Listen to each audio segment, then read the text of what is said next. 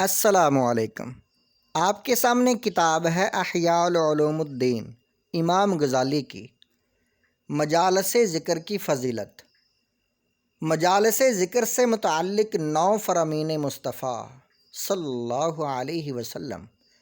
جو لوگ اللہ عز و جل کا ذکر کرنے کے لیے جمع ہوتے ہیں، فرشتے انہیں گھیر لیتے ہیں اور رحمت انہیں ڈھانپ لیتی ہے، اور اللہ عز و جل فرشتوں کے سامنے ان کا چرچا کرتا ہے۔ جو لوگ محض رضائے الہی کے لیے اللہ عز و جل کا ذکر کرنے بیٹھتے ہیں تو آسمان سے ایک منادی ندا کرتا ہے کہ مغفرت یافتہ ہو کر لوٹ جاؤ، تمہارے گناہ نیکیوں میں بدل دیے گئے ہیں۔ جب کوئی قوم کسی مجلس میں بیٹھے اور اس میں نہ تو اللہ عز و جل کا ذکر کرے اور نہ ہی مجھ پر درود پاک پڑھے تو بروز قیامت یہ مجلس ان کے لیے حسرت کا باعث ہوگی۔ مروی ہے کہ حضرت داؤد علیہ السلام نے دعا مانگی، یا اللہ عز و جل، جب تو مجھے دیکھے کہ میں ذاکرین کی محفل چھوڑ کر غافلین کی طرف بڑھ رہا ہوں تو میرے پاؤں ضائع فرما دینا، یہ بھی تیرا مجھ پر ایک انعام ہوگا۔ سرکار دو عالم صلی اللہ علیہ وآلہ وسلم کا فرمان عالی شان ہے، المجالس الصالح یکفر عن المؤمن الف الف مجلس من مجالس السوء، یعنی اچھی محفل مومن کے لیے 20 لاکھ بری مجلسوں کا کفارہ ہے۔ حضرت سیدنا ابو ہریرہ رضی اللہ تعالیٰ عنہ فرماتے ہیں، جن گھروں میں اللہ عز و جل کا ذکر ہوتا ہے، اہل آسمان ان گھروں کو ایسے دیکھتے ہیں جیسے تم ستاروں کو دیکھتے ہو۔ حضرت سیدنا سفیان بن عیینہ رحمۃ اللہ علیہ فرماتے ہیں، جب لوگ ذکر اللہ کے لیے جمع ہوتے ہیں تو شیطان اور دنیا علیحدہ ہو جاتے ہیں۔ شیطان دنیا سے کہتا ہے، تو دیکھ رہی ہے کہ یہ کیا کر رہے ہیں؟ دنیا کہتی ہے، انہیں چھوڑ دے، جو ہی یہ ذکر سے فارغ ہوں گے میں انہیں گردنوں سے پکڑ کر تیرے حوالے کر دوں گی۔ ناظرین اکرام، یہ احادیث پاک صحیح مسلم، مسند امام احمد بن حنبل، سنن ترمذی اور مسند فردوس وغیرہ میں موجود ہیں۔ حدیث نمبر 8۔ حضرت ابو ہریرہ رضی اللہ تعالیٰ عنہ ایک مرتبہ بازار میں تشریف لائے اور فرمایا، لوگوں میں تمہیں یہاں دیکھ رہا ہوں، حالانکہ مسجد میں سرکار کائنات شاہ موجودات صلی اللہ تعالی علیہ وآلہ وسلم کی میراث تقسیم ہو رہی ہے۔ لوگ بازار چھوڑ کر مسجد کی طرف گئے مگر انہیں کوئی میراث بٹتی دکھائی نہ دی۔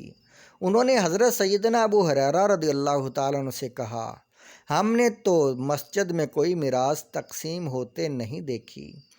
آپ رضی اللہ تعالیٰ عنہ نے پوچھا، پھر تم نے وہاں کیا دیکھا؟ بولے، ہم نے دیکھا وہاں کچھ لوگ اللہ عز و جل کا ذکر کرنے اور قرآن مجید کی تلاوت میں مشغول ہیں۔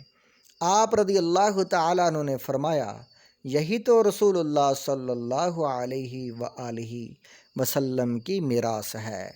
حضرت سیدنا ابو ہریرہ رضی اللہ تعالیٰ عنہ اور حضرت سیدنا ابو سعید خدری رضی اللہ تعالیٰ عنہما سے مروی ہے کہ حضور نبی کریم صلی اللہ تعالیٰ علیہ وآلہ وسلم نے ارشاد فرمایا، اللہ عز و جل نے نامہ اعمال لکھنے والے فرشتوں کے علاوہ ایسے فرشتوں کو پیدا فرمایا جو زمین میں سیاحت سیر کرتے رہتے ہیں۔ جب وہ کسی قوم کو ذکر میں مشغول پاتے ہیں تو ایک دوسرے کو پکارتے اور کہتے ہیں، اپنے مطلوب کی طرف آؤ۔ پھر وہ سب جمع ہو جاتے ہیں اور اہل ذکر کو آسمان تک گھیر لیتے ہیں۔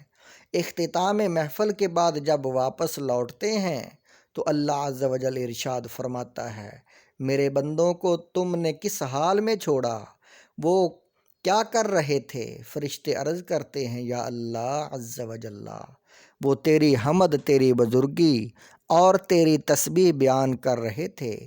ارشاد فرماتا ہے کیا انہوں نے مجھے دیکھا ہے؟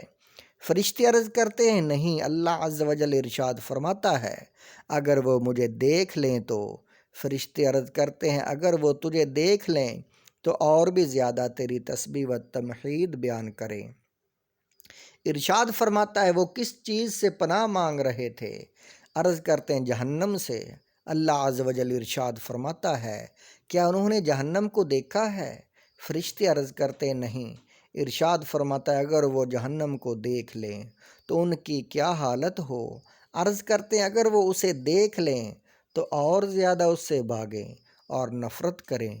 اللہ عز و جل ارشاد فرماتا ہے وہ کس چیز کا سوال کر رہے تھے؟ فرشتے عرض کرتے ہیں وہ جنت طلب کر رہے تھے۔ ارشاد فرماتا کیا انہوں نے جنت کو دیکھا ہے؟ عرض کرتے ہیں نہیں۔ اللہ عز و جل ارشاد فرماتا ہے اگر وہ جنت کو دیکھ لیتے تو کیا کرتے؟